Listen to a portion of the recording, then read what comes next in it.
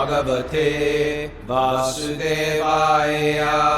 Om Namo Bhagavate Vasudevaya.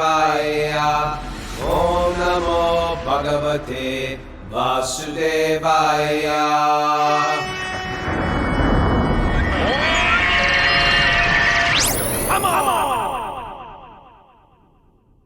Live from Govardhan Hill, this is Wisdom of the Sages, a daily yoga podcast with your host, Raghunath, and co-host and senior cowherd boy at the Bhakti Center, New York, Kaustubha Das. Welcome to the show. Welcome to Giridhara's Govardhan Hill. And you know what it is today? It is coming up to the full moon. It's called Bhishma Panchaka, and people are going crazy. There are literally tens of thousands, maybe millions of people all over Brudge. And doing Parikram right now, meaning walking around Govardhan Hill, it's tens of thousands walking around Govardhan Hill right now. It's like, yeah, you can't even move. Everything is shut down for vehicles, and people are just walking around Parikram. I think me and Mara are going to walk around early in the morning. She's a little sick, so she's on her back today, just trying to recover. Okay. Filling in for her is the lovely Narayani. Very good. She is. And Cindy Lunsford is here too. She's just getting me something to drink. Incredible day today, Kaustubha. Incredible day. How are you first? I'm doing fine. Before I'm wondering right through you. I'm wondering if, we don't always want to do this kind of stuff on air, but have we figured out what time the show is tomorrow? Well, it really depends on Mara's health and how we have to travel, because we're traveling to Delhi tomorrow. So you can't say now. Let people on the net. We could try to do it at this time. What time is it there? 5:30? No, it's here. 6:30. No, it's 6:30 my time. What time is it your time? 8 a.m. 8 a.m. I think we could do it 8 a.m. Okay. Let's shoot for that. Okay. All right. Okay. Anything else you want to announce on your side? You good? That's all I got right now. I mean, I guess, we could say it's getting late now for people that want to, now that this trip is wrapped up for you, the next one is coming up in January, right? With all of our programs at the Govardhan Eco Village. So great stuff. Yeah, and instead of traveling around, we sort of park it in a lovely place. Some people get a little freaked out by traveling around India. Understandable. It can wear you down, but I'm looking at people on Zoom right now. Linda. Man, this woman flew high. Brittany flew high. Mukunda, forget it. Mukunda's like a pure devotee, I think. Kylie and Brian, forget it. These we had such a good group. I give you a lot of credit, Kaustubha. Wisdom of the Sages, it prepped them all. No one was a hassle at all, and everyone was tolerant. No one complained about anything. That's great.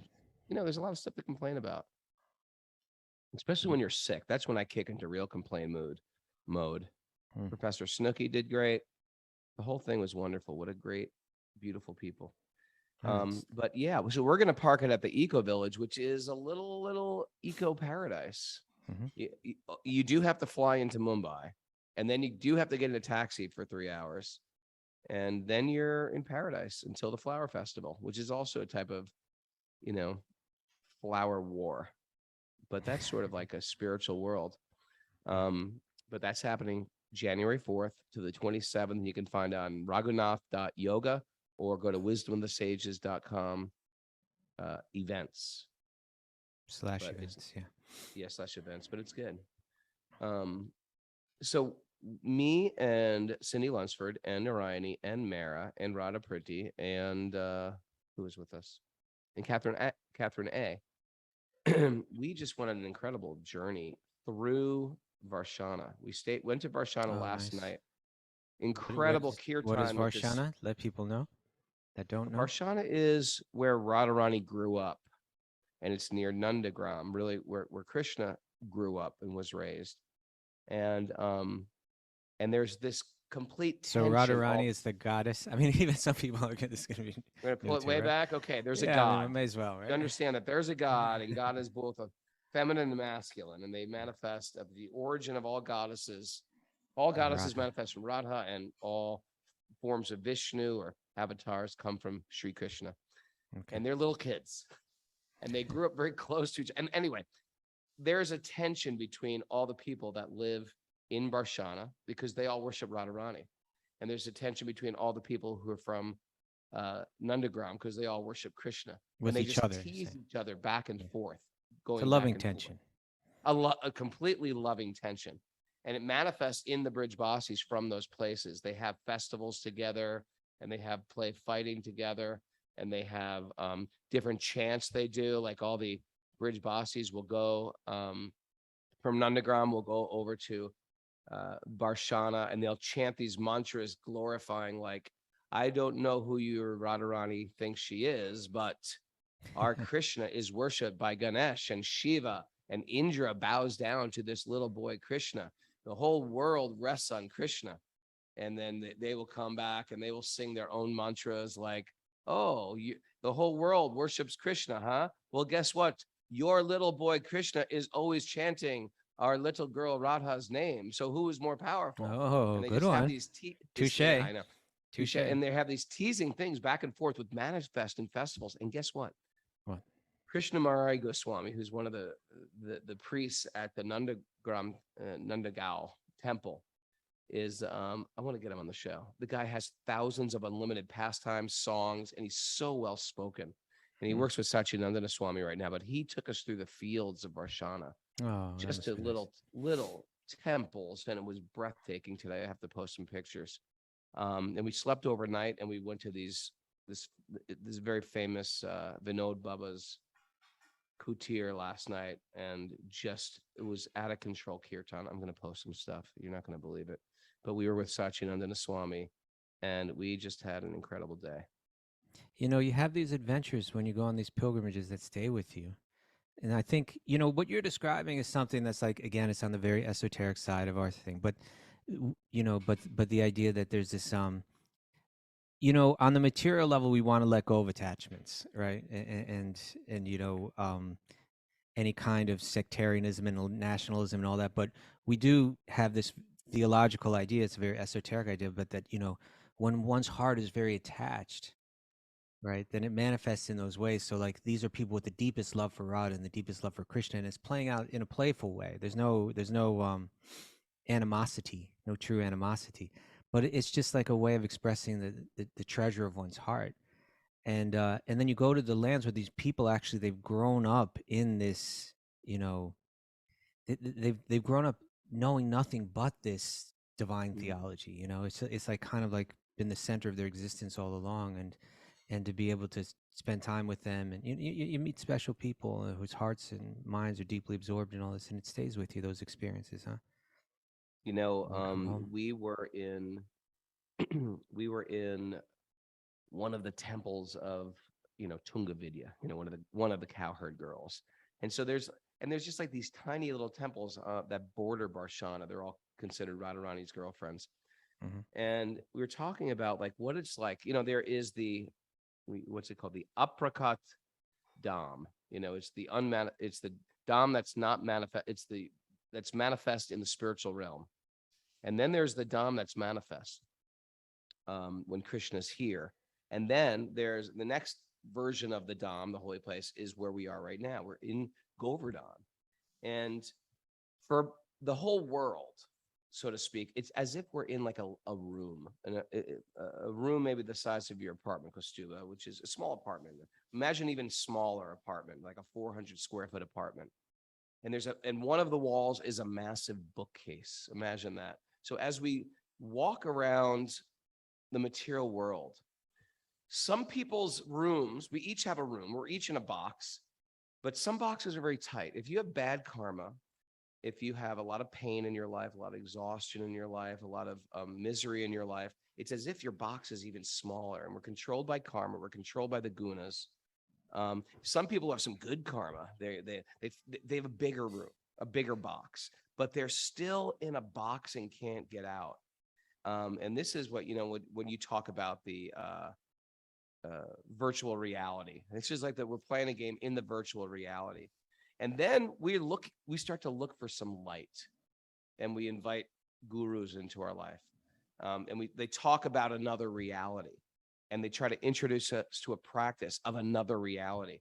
But when you take a group on pilgrimage and not take them to holy tirthas, but you take them to dhams like Vrindavan, It's as if one of the walls, the bookcase wall, comes down, and it's an expansive and it's dynamic. It's in full color, but their backs are facing the wall. So they're still looking, right? They're still looking. Hear me out on this. Because he was like, Okay, where are you back it going? to the wall. Okay. But their back is to that spiritual realm. And the guru is saying, hey, there is a reality. Take this practice. Don't focus on what you're seeing within this room. This room is all controlled by the gunas. You're going to miss out on what's right behind you. So the gurus, the shastra, the sacred literature, the wisdom literature is telling you, turn around. But there's such an attachment to looking at the room as it is. There's a fear of just turning around and facing the unlimited full color world. And instead we focus on the good and the bad of whatever's in the room. Like some people are really, yeah, I'm gonna have a really great box right now. It's the coolest box ever. And some people, their box is a little bigger. Oh, I have the coolest box. It's still a box. We're still in a box. And now when you go to the Dham, the gurus are really loudly saying, there is another realm. Focus your mind. Go inside. It's there.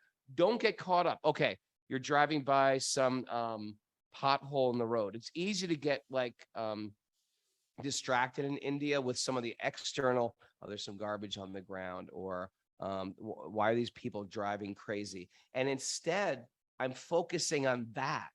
Instead of hearing what the teachers say, focus on how do you see Vrindavan? You see it with what you hear, and you listen very careful to Guru and to Shastra. And then all of a sudden you can get a glimpse, you can get a feeling, because you're no longer in that box anymore. It's opened up completely. And what's happened is people have either fully turned around and experienced it, or looked over their shoulder and have some taste.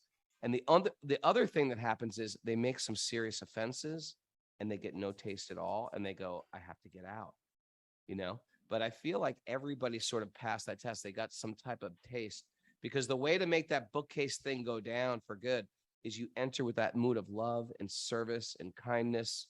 And that was just what was coming out of the people's mouths at a regular basis.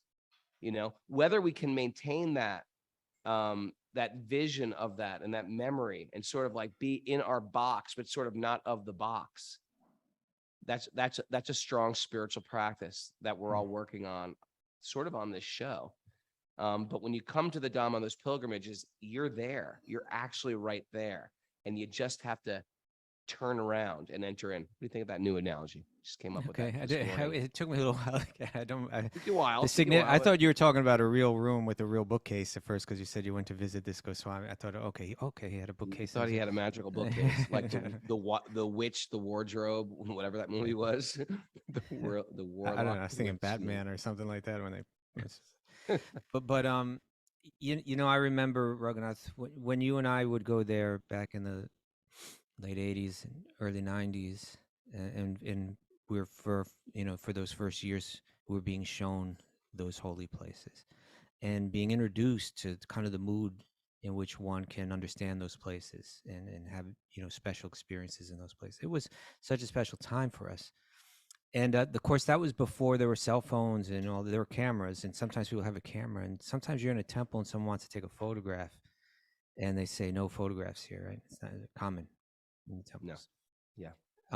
But I always remember, being instructed, whether it was Deen Bandhu Prabhu or my Guru Maharaj or your Guru, they would say, their answer to that was always like, don't worry about taking the picture with the camera. They say, take a picture with your heart, right? You take a picture within your own heart. And so what you're saying, all the things that you're saying, they may sound completely absurd and wild to someone, but like to people that are getting it, quite frankly, if we really want to analyze the whole thing, it's not such a wild, whatever your idea of what reality is, what creation is, what the meaning of life is going to have to be wild one way or another. Right. It may be a wild thing to think that there's a parallel universe that this is a reflection of, where everything's upside down, but they're like it's a universe based on loving relationships and there's full variety. That's our that's our faith. But if you say, well, no, I think everything just exploded and it all landed the way, that's also a very wild idea. Wild idea filled with lots of faith. Yeah. So everything came from nothing. That's an It's interesting idea. we're gonna have a wild idea one way or another, and either one is gonna require faith.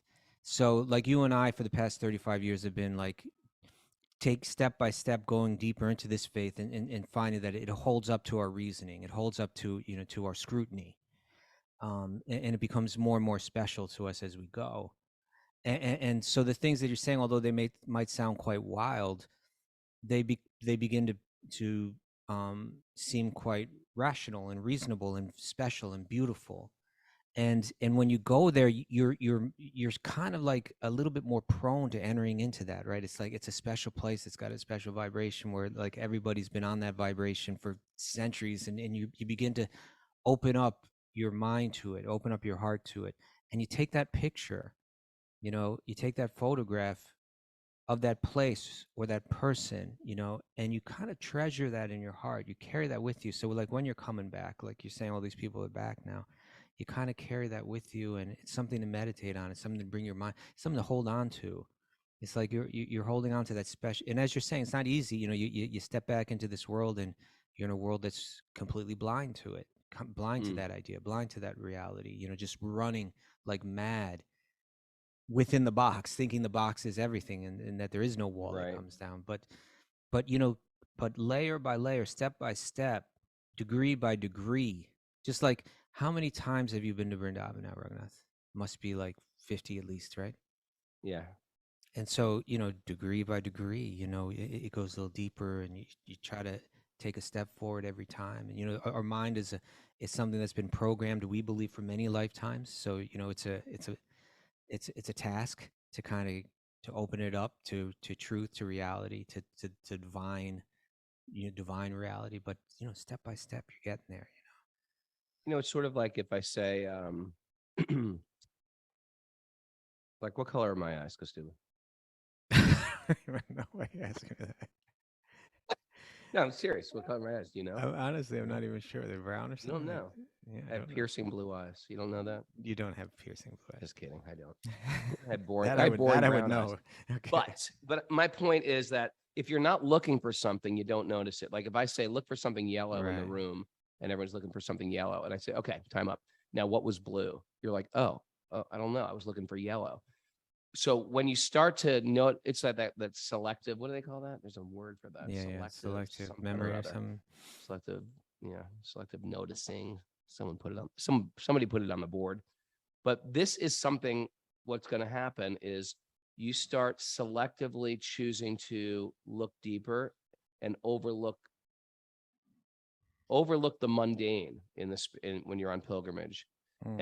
And that's why we have the Dom gurus. You the people who show you how to enter the Dom. How do you what to see, how to behave, how can I get more out of this place, what not to look at, stare at, etc. And it's all what our perspective and our vantage point and what we're focusing on, and then you'll see what is there. Otherwise, you'll just be noticing external things and missing everything, whether Right. it's beautiful external things or disgusting external things. Selective perception, maybe that's it. um but me and Yogeshwari, Cindy Lunsford, we after we ended the show yesterday or the day before yesterday, we just looked at each other and we're like, the Bhagavatam is so correct. Everything is there for us. It's It's all there. all there for us. All we have to do is just like take a step forward. Why are we so attached to the illusion? Everything they say, everything makes so much sense. The world's temporary. We all think it's going to last forever. It doesn't. That's an illusion. I'm not the body. I'm a spiritual being. We have something in common, the fact that we're all spiritual beings. Um, we're chasing illusions in this world again and again. They're never fulfilling us. We want to possess things. We can't possess anything. Of course, the basic things like we're already an illusion. Don't intoxicate yourself and put yourself in double or triple illusions. No one person can satisfy the God-shaped hole in your heart. Only God can satisfy that hole. We were just like one after another, just like saying Mm. our deep realizations about the potency of the Bhagavatam, the importance of the Bhagavatam. Why won't we just get on a horse and ride home? What the hell? Why are we so damn stubborn, attached to the material world? What has the material world ever delivered in its promises? Mm. All right, we're gonna. Well, shall we get into it then? I'm in it. I'm in it right No, no. now. Okay Mm, then. okay. All right. So, and Kartik's over, man. Tomorrow. It's the full moon. It's the Hmm. last day. Get your japa in. It's the special, what do we call it? Triple coupon day with our devotional life. Narayanam namaskritya naram chaiva narottamam devim saraswatim vyasam tato jayam madirayat. Before we start in the Srimad Bhagavatam, let me offer our respectful obeisances to the Supreme Lord Narayan, unto Narayan Rishi, the supermost human being, unto Mother Saraswati, the goddess of learning, to Srila Vyasadeva, the author. Nasta prayeshva badresu nityam bhagavat sevaya bhagavati uttamasloke bhaktir bhavati naishtiki. By regular attendance in classes on the Bhagavatam and by rendering service to the pure devotee, all that is troublesome in the heart will become eradicated. In loving service to the Supreme Lord, whose praise with transcendental songs will be established as an irrevocable fact. Om Gyana Timarandasya Gyananjana Salakaya Chaksurun Midatam Nena Tasmai Shri Gurave Namaha. I was born in the darkness of ignorance. My teachers are opening my eyes with the torchlight of knowledge. I offer my obeisances at their lotus feet. It's the path that ties it all together.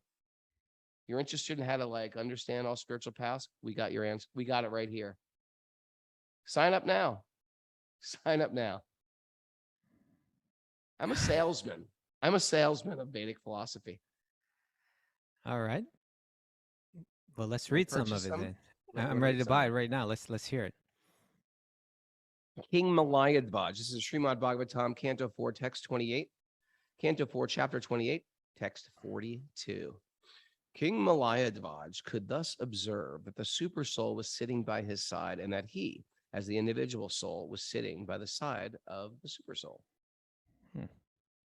Since both were together, there was no need for separate interests. Thus, he ceased from such activities. Okay. This is the dance, Kastuba, when the soul starts to act appropriately within the material world. Then it's called the flow. And the flow the flow. has been The hijacked by people dance. with The good flow. karma. Right? People are like, I'm in the flow with my work. It's not the flow. You just got some good karma. You're reaping some fruits of some good karma. Don't call it the flow. The flow is when we're actually acting appropriately and we're contributing back to the bigger whole, and we're connected with our dharma eternally, or we're connected with our eternal dharma, our external dharma, our thoughts, etc. I guess some people could be in the flow with that. But when things are just working out and everything's coming up roses, that's not necessarily the flow. We could just be reaping the fruit of some blossoming good karma that's happening to us. We have a bag of seeds we're carrying around with us. Unmanifested karma, aprakrata, what is it called? Aprakrata karma, Oh, right? Aparubda and Prabda. Aparubda, unmanifest karma, seeds that at any minute they could just bloop, and it could be a good karma seed, like, hey, Kastuba, look what happened. You just got a thing of money dumped on your lap, or hey, Kastuba, you just lost, you know, whatever. You lost your car, or you lost your shoes, or you lost your leg. Hare Krishna. What are you doing to But me? my idea is that the karma is right. You plant a seed. It could be a sunflower. It could be a tiny little jasmine.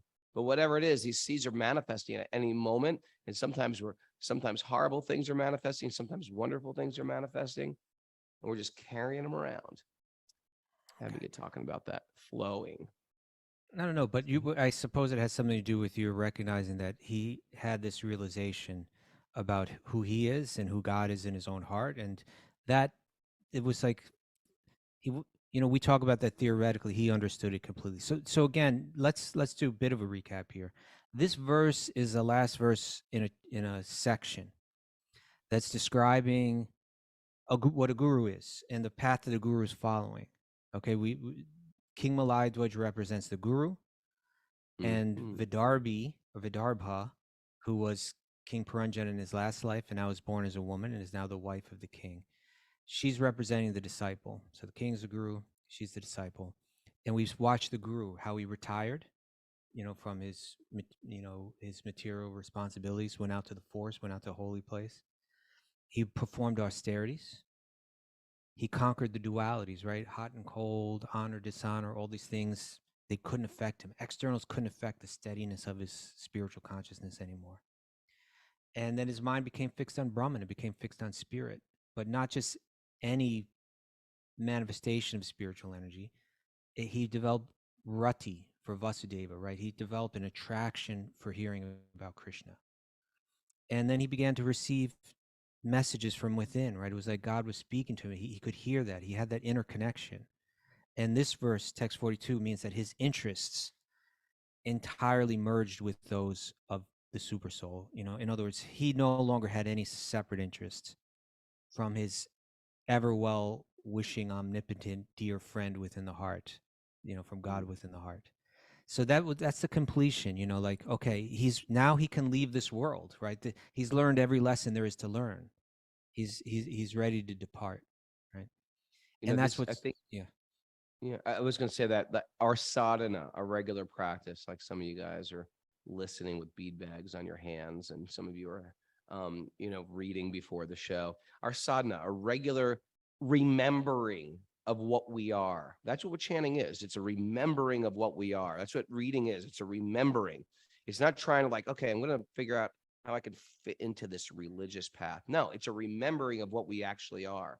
And in that remembering, we start to listen to the whisper of God, of the Supersoul. And then we're going to start to, we no longer need the training wheels. Like the training wheels can flip up and we're making every right choice. That's the flow. That's the Yeah, focus. that is the flow. But I think part of the flow, and this is what I think this is what we ended on last time when we were speaking, was that there's that commentary. It may have been to text 41, where Prabhupada was saying, like in the beginning when God speaks to you within the heart, he's really telling you, go find good people, like go find a guru, go find some, like, Oh, yes. like there is some care that we have that are any intuition or desires like coming from God within. That's Right. got to But be a postulate too. yeah, You know, okay, we can work on that one. it sounds so anti Instagram advice. Don't trust your intuition. Yeah, Trust right. your intuition. Follow your heart. Go for Go with your no, gut. no. Careful. Are you kidding? You're responsible for every stupid choice you've ever made. And sometimes you were like, nah, this makes sense. I'm going to purchase it. Zero down. You have 9 months to pay the whole thing back. No problem, no interest. Are you kidding? We've been sold so many things due to our passions, due to our lusts. How many times have we like, what was I thinking? What was I thinking? That mantra, what was I thinking, was like, it could have really easily been something like, yeah, that's my instinct. That's God talking to me. That's my gut. Careful with your gut, we say. Careful with your gut. It could be covered by lust, greed, anger, anxiety. This guy deserves it. Careful. That's just your rage. We got to be careful with our gut. We do. Sometimes the gut speaks, but if you perfect your yoga, if you advance in yoga, that you're actually really hearing it. And so we need, what Kostuba is saying is we need to check. We need to check in with a tribe, a spiritual tribe. We're like, yep, that's exactly right. You're on base, or you're way off base. Yeah, and again, that even that's like kind of a red flag thing. Oh, you just accept the word of some guru; they all end up cheating you in the end of this. But it's not. There's Guru, Sadhu, and Shastra, right? There's also these texts. We're kind of like checking in on all these different ways, right? We're not. There's It's not that one's going in blindly with that, but also one. Just as we should distrust what a person is saying to us, or distrust what a particular text may say, we should also distrust our own internal messages sometimes too, right? If all our internal things were right, then we'd all be all in agreement, apparently, but we're not. So we heard about the guru in those texts. We saw that life, and we saw like kind of like how his spiritual life went deep, the realizations that he got, and now he's ready to depart. Now we're going to hear about the disciple, how the disciple's following the guru. That's represented in the queen here, and in step by step, we'll hear, we're hearing first what a guru is. Now we're going to hear a bit about what a disciple is, beginning with text 43. The daughter of King Vidarbha accepted her husband all in all as the supreme. She gave up all sensual enjoyment and in complete renunciation followed the principles of her husband, who was so advanced. Thus she remained engaged in his service. Okay, so interesting things are mentioned. Right, two things are being mentioned here. Even all of it didn't really come out so much in the translation, but there's an attitude that's being described here, and then there's like a resultant action, like a practical way of manifesting it. Right. So in this verse it says, "Premna paryacharat," that with prema, with love and affection, she served with devotion. Okay, that's the mood of the disciple, right? With Mm, love and one serves, and doesn't just serve like out of spite or serves because they mm, have to. No, you serve with love and affection. That's our nature. That's what you're. That that's the kind of thing where, like, like there's that Buddhist thing. I think it's a Buddhist thing where they say, like in the material world, what you chop wood and carry water, and then in this enlightenment, you do the same thing. That kind of thing. yeah. So it's like in the spiritual realm, which we've been talking about, what do? You serve with love. And so how do you practice getting there? You serve with love here. So she's Mm, serving with love, but it's also manifesting in a very practical way. It says hitva bogan, that hitva, giving up, bogan, sense enjoyment. Right? In other words, I'm no longer following the dictations of the senses, thinking that that's what I need. That's what's going to make me happy. As a matter of fact, I can get them under control. Right? Trigger alert. I'm not trigger for that. Well, it's one of these things like if you're already sort of burnt out on religious dogma, when you read something like she gave up all sensual enjoyment and in complete renunciation, we're like, wait a second, I went through this in Catholicism. Give up the fun. Come on. But we have to understand, like, it's not like God is some sadistic mom's home, no fun now, put it away, turn off the TV. That's not the concept of God. The idea is that there are rules. Here's the idea. Yehisham sparsha ja boga, duka yognaya ebete, avante yonta kontayat nateju ramate buddha. Was that the right verse for this? I don't know. Go ahead. You know, I mean, it's one one of who them. Sure, sure. what's the translation of that? What is it that a wise The person? wise, the wise person do not take part in the sources of misery, which are due to contact with the material senses. Such so-called pleasures have a beginning and an end. So the wise do not indulge in them. So when you're actually a little thoughtful, it's not because God's telling you not because you're going to go to hell. When you're thoughtful, you realize like the pleasure through my senses is not going to ultimately give me joy. Stop trying to walk down that path. We can again and again, but it's like we keep bumping into a wall. Turn around. There's a spiritual realm behind us. We have to regulate the senses. The senses are not going to make that. We're just going to bonk our head like a fly running into a window. Boom, boom, boom, boom. Thinking is going to be free. I just got to eat it. I just got to, I've just got to go for it. Just do it. No, don't do it. Don't listen to that stupid t-shirt. Just do it. Come on. That is like how people end up in 12-step programs just doing it. Well, we can all all that we're witnessing in this world. A spiritual person saying, "I can learn from everything that I'm witnessing." Right now, we can look into where we can witness that, like we can come to agreement that there's certain things that are bad or destructive habits, right, that people have. And we can also see that when people let go of those habits, they tend to go through some withdrawal, right?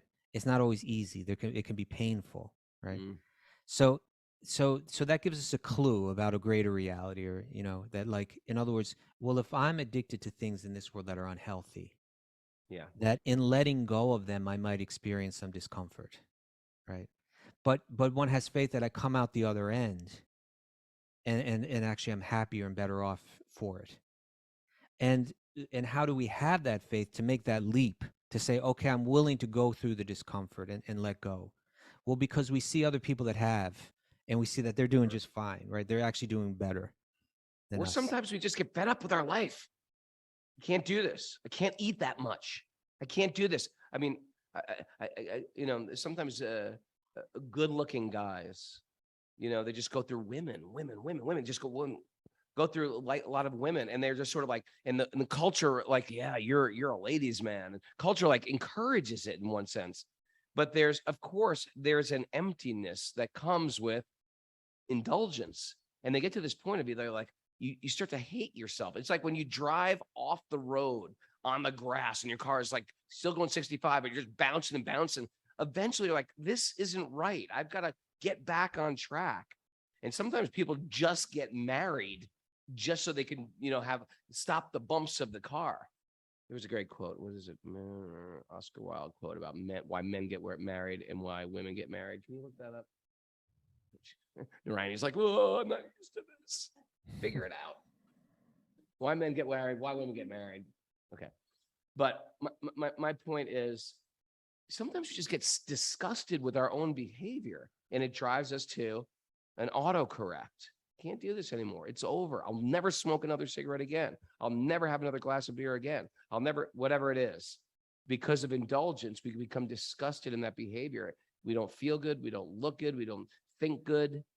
And that's another reason. That's another reason. Oh, here it is. Here's Oscar Wilde. Ready? Men marry because they are tired. Women because they are curious. Both are disappointed. And that's a takeaway. Okay, Kostuba. You frozen? No, I'm not frozen. So we've heard a bit about the attitude. She's serving with love. About her actions, she's letting go, right? Like an intelligent person does, like a wise person does.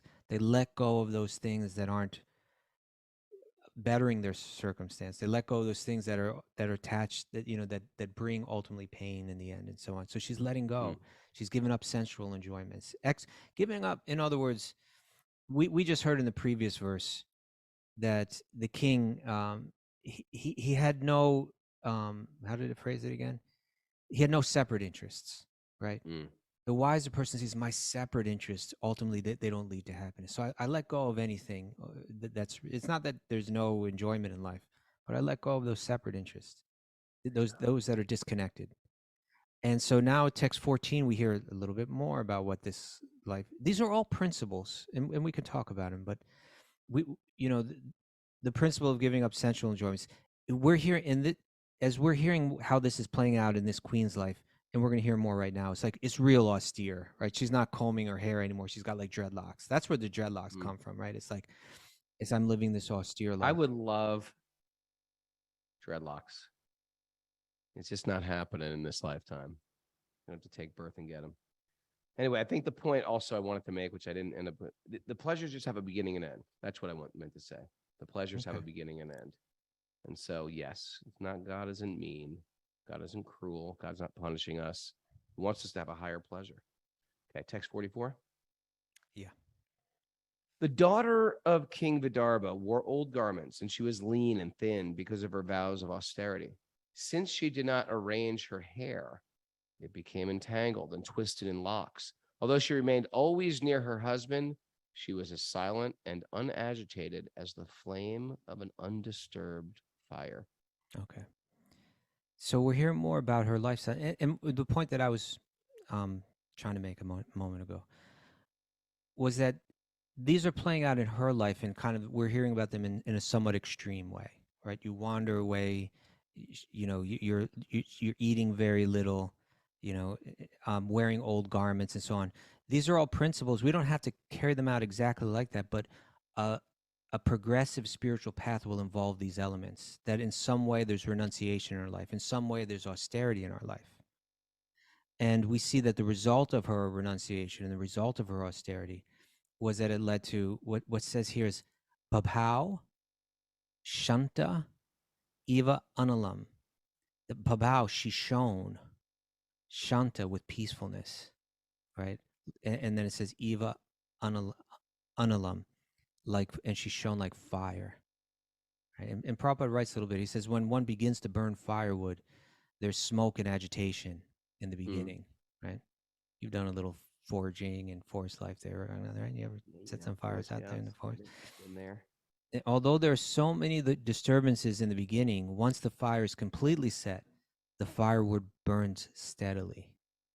And so spiritual progress is like this too, right? You're starting to let go of things. You're starting to let go of, you let go of your habits, but the desire for them doesn't disappear immediately. And so there's some Right. dissonance, some disturbance in the mind and in the heart and so on. But then you begin to actually realize, I don't need those things. Those things weren't making me happy. I'm getting life from my spiritual practice. I'm getting life internally rather than externally. And then you begin to burn like fire. It burns bright, right? So she's Mm. on that level now. Hey, I'm sorry I'm squirreling today like crazy. Actually, I'm not squirreling that much. I'm just talking. But this is a little bit of a squirrel, but a transcendental squirrel. We sitting with those bubbas last night with huge matted hairs who were just incredible kirtan masters. I was just like, I have to. It was a high level, like I've got to change my life. I've got to go deeper. I've got to become saintly. I've got to get attached to kirtan. I've got to get attached to the holy name.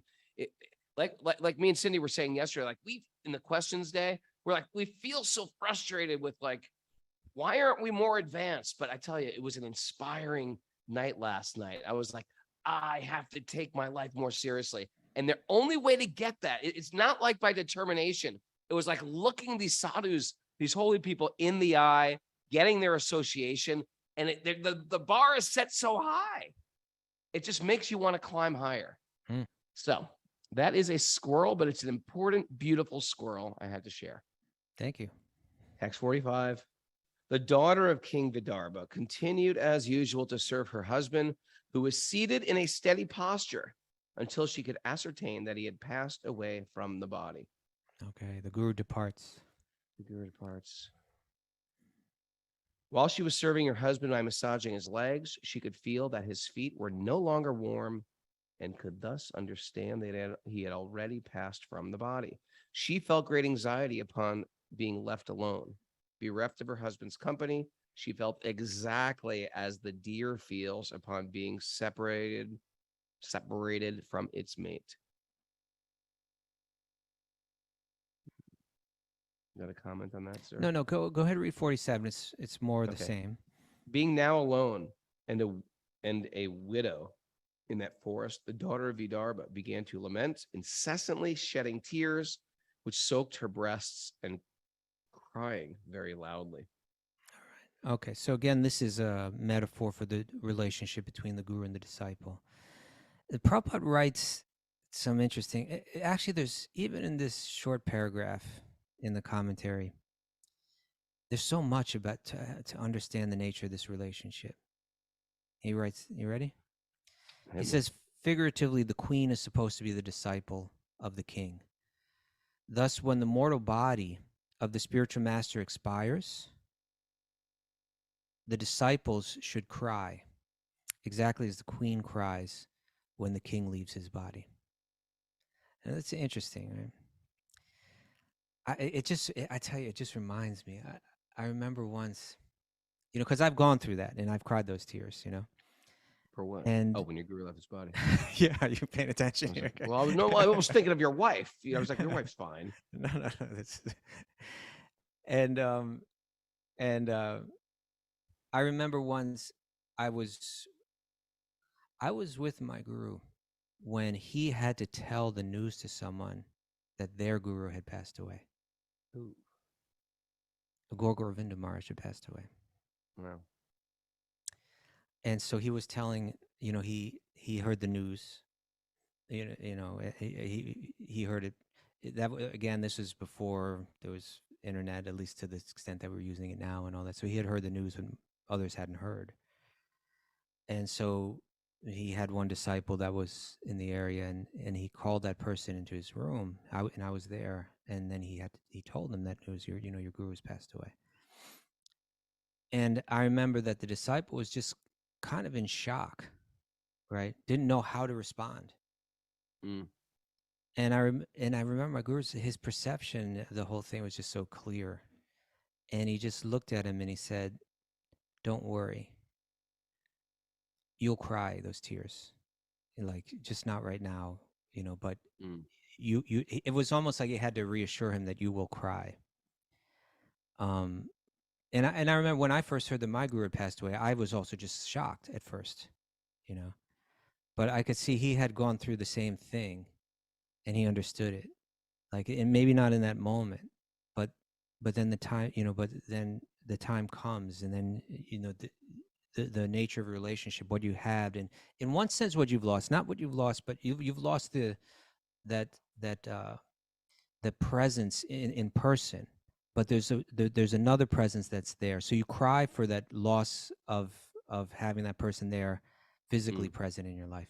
But then what that does is it actually leads you to kind of like deeper connection on the level of the instruction. The essential instructions of your guru, Yeah. the memory of your guru, like to bring those memories back and the relishing of those memories. Once again, credit to the Bhagavatam for framing out the most tragic thing that can happen to a person is loss of someone that you love, which is usually like, boom, a head blowing experience. You don't even know what, where, why. This is unfair. How dare the world do this? Who the hell does God think he is? Frames it out. You're allowed to be sad. You're allowed to grieve. You're allowed to be hurt. You're allowed to cry. Cry, please cry. But understand, it's your loss. They're fine. There's a bigger plan that we can't see. Everything is perfect that's happening. It could even inspire you to go deeper. Whatever happens to us, it's not what happened, it's what we do with what happened. Mm. And while we're doing our sadhana, our spiritual practice, our spiritual remembering of what we are, it's to remind us to make that better choice when we get dealt a particular hand. What am I going to do with this hand I got dealt with? How can I move forward from this? When the guru leaves, when someone we love or cherish leaves this world, let the Bhagavatam frame it out and understand there is such a greater plan by a benevolent, loving force. Move forward with this and let this take you higher and lift you higher. Thank you, Yeah. Srimad Bhagavatam. You did it again. And particularly in the nature of this even if your guru hasn't left, right? In other words, how do you relate to them is being revealed in this commentary, because like we've been talking about personality cults. And in those personality cults, one always wants to be physically near that guru. They want to have their picture taken with them. They want to, they want to be seen here. They want to be here there. They want to hear them say their name. They want to, you know what I'm saying? Here it's saying that it's actually, there's value in that personal presence, but the more important connection is in terms of the instruction. That spiritual knowledge is conveyed through the form of instruction, more so than in the form of the physical body, the physical presence. So Mm. even though the physical presence isn't there, the instruction remains, and so therefore that connection remains. So Prabhupada writes, he says, thus when the mortal body of the spiritual master expires, their disciples should cry exactly as the queen cries when the queen leaves his body. However, the disciple and the spiritual master are never separated, because the spiritual master always keeps company with the disciple Mm-hmm. as long as the disciple follows strictly the instructions of the spiritual master. This is Mm-hmm. called the association of vani, or words or instructions, right? He says physical presence is called vapu. So there's vani, which means the instructions, and there's vapu, which means the physical presence. As long as this, yeah, go Oh, ahead. sorry. No.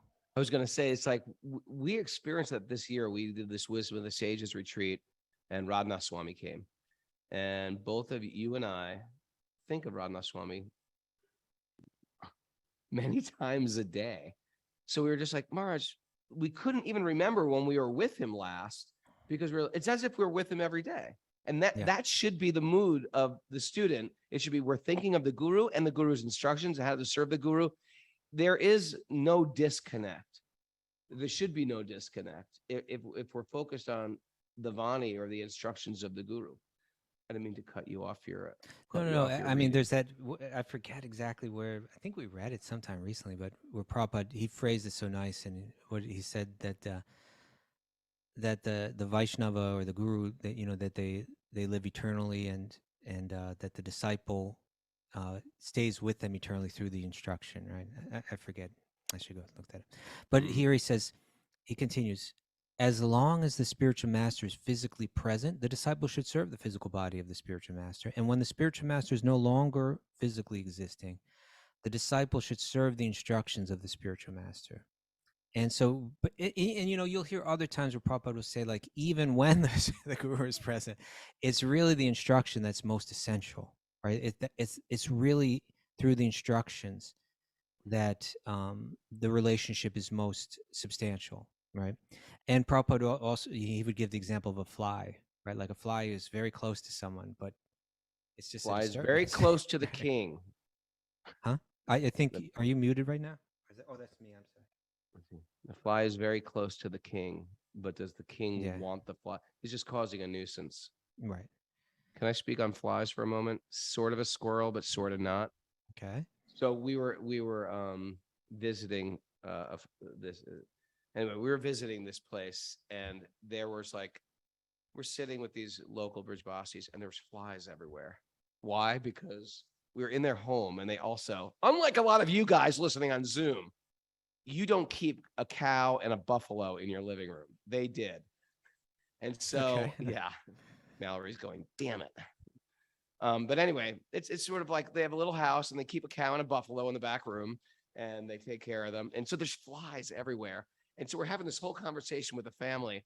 And all I could think of, this is how evil my mind is. I'm in a holy place with holy people, and having holy conversation. And all I can think of is like fly swatters, um, those fly strips, bug zappers. I was like, how are people living with all these flies? And it was like, and everyone's just like, no, it's flies. They're not even focused on they're focused on Hari Kata. And I'm focused. And then I started getting more pious in my thoughts. No, I can't kill these living entities. How about a vacuum? How about a vacuum into a box where they live in a box now and I feed them? I was just, how can I get rid of these? No one. And finally I confessed. I was like, I don't know how you guys do this. I've been thinking about flies for the last like 45 minutes. What did they say? What's that? And what did they say? They said, Prabhu, that's just you. Everything is fine. Okay. Anyway, All right. Why don't you read the next 3 verses, and then that'll kind of end this section, and then we tomorrow got to things wrap get this up. We got some very takeaways, my exciting. friend. Yeah. Oh, best of the kings, please get up. Get up. Just see, this world is surrounded by water and infested with rogues and so-called kings. This world is very much afraid, and it is your duty to protect her. That most obedient wife thus fell down at the feet of her dead husband and began to cry pitifully in that solitary forest. Thus the tears rolled down from her eyes. She then prepared a blazing fire with firewood and placed the dead body of her husband upon it. When this was finished, she lamented severely and prepared herself to perish in the fire with her husband. Okay. Raghunath, tomorrow thinks she doesn't jump on the fire. She She doesn't gets jump in the funeral pyre. a very special visitor comes to her. And I've Ooh. been waiting since we began this chapter to get into this part. This is Next going to be a week great on week. Wisdom of the No, Sages. it's this week on Wisdom of the Sages. This week, Tomorrow. the super soul visits the soul, right? Ooh. The Paramatma is going to speak to her and say, "I'm your old friend. Do you remember me?" Do you remember when TV shows used to show you clips of the next show, and you're like, "Ooh, I gotta watch this." That's what's going to happen here. Yeah, I want to this see is what worth happens. tuning in for all week. We're going to get really great. This is just such a beautiful part of the Bhagavatam where it's like, if God were to walk up to you and share a message, what would he share? This is it, right here. What TV shows did they do that with?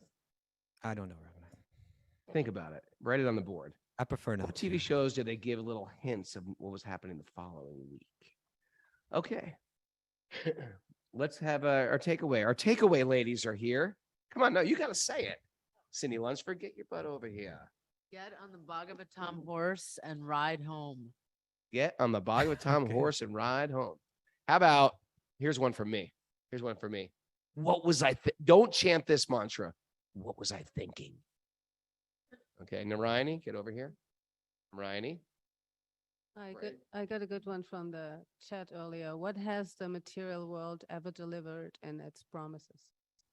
What has the material world ever delivered in its promises? Oh, so true. More, please. Well, someone wrote, "You never ever win" in that regard. Let go with the comfort. Taking pictures with the heart. Taking pictures with, you know what? Yes, take pictures with the heart. But you know what? I'm glad I took those pictures with my camera too, my 35mm camera. I still got a bunch. I got a picture of you and me getting initiated. Photo. Imagine if I took that with the heart, we wouldn't have that. Now we cherish it, you and me. I took it with the heart. I still have it. You know what? I got it too, but I got it on paper, and we can. Okay. And now when I see, I'm gonna hug you. All right. I say, look at this picture. Let's hug.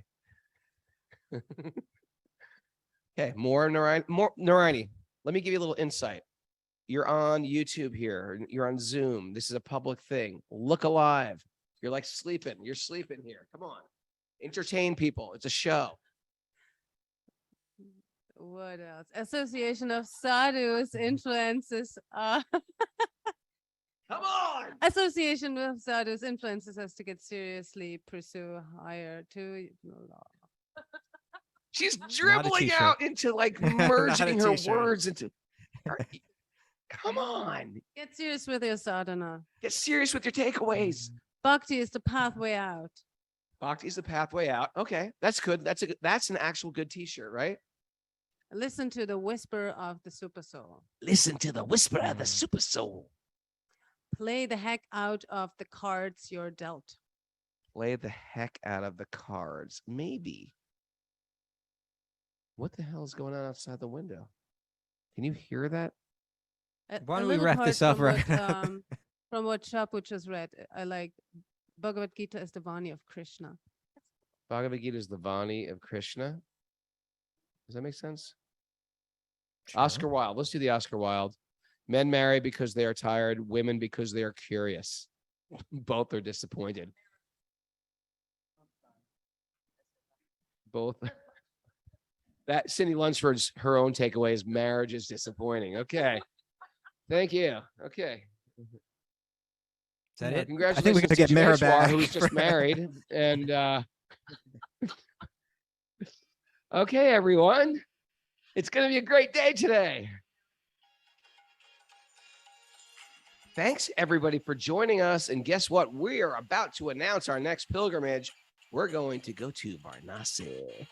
Varanasi and either, I think, Udaipur and Nathdwar, and then Rishikesh and Vrindavan next year. I'm really excited. We're going to announce that. But make sure we want to see everybody. Wisdom of the Sages retreat is happening in January. Come on. You can break away for 2 weeks. Even Lev's going to break away and come. And he's got tax season right after that. Did you know Lev's an accountant? Stuba? I didn't. He could be your accountant next year. All right.